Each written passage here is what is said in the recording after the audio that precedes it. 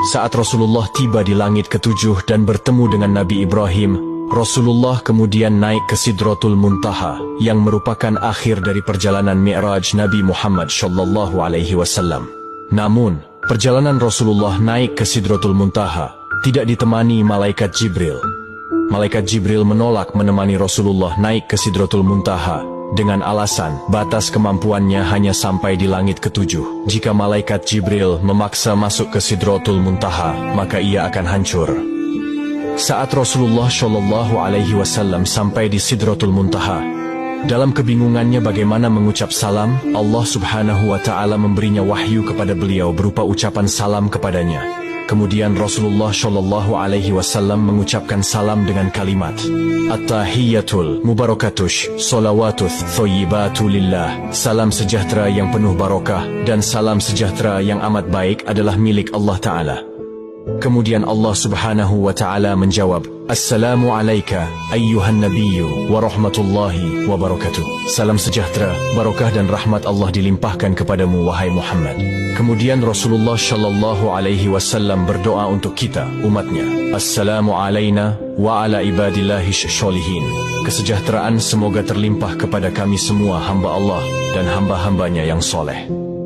Saat itu Rasulullah SAW menerima perintah dari Allah Subhanahu wa Ta'ala untuk umat Islam untuk mengerjakan solat 50 waktu dalam sehari.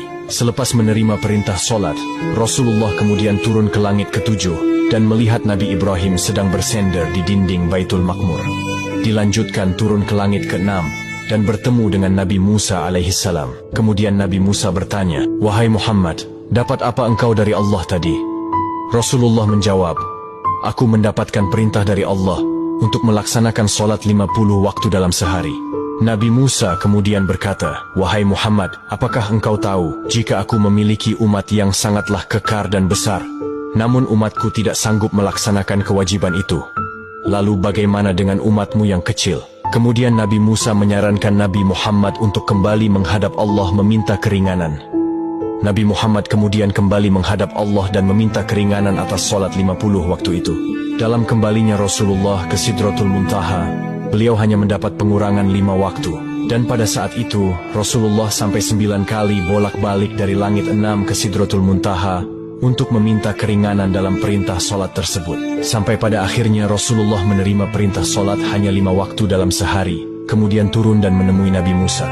Dan saat itu juga Nabi Musa kembali menyarankan Rasulullah untuk kembali menghadap Allah meminta keringanan lagi. Namun Rasulullah enggan melakukan itu karena malu kepada Allah yang sudah 9 kali bolak-balik meminta keringanan. Dengan senyumnya Rasulullah berkata, Aku sudah diberikan oleh Allah yang paling pokok 5 waktu, dan Allah telah menetapkan untuk setiap satu waktu itu bernilai 10 waktu. Di tanggal 27 Rajab ini, di mana malam itu Rasulullah SAW mendapatkan hadiah dari Allah untuk umatnya berupa solat wajib 5 waktu. Maka dari itu sahabat yang dirahmati Allah, jangan pernah mengabaikan hadiah dari Allah ini.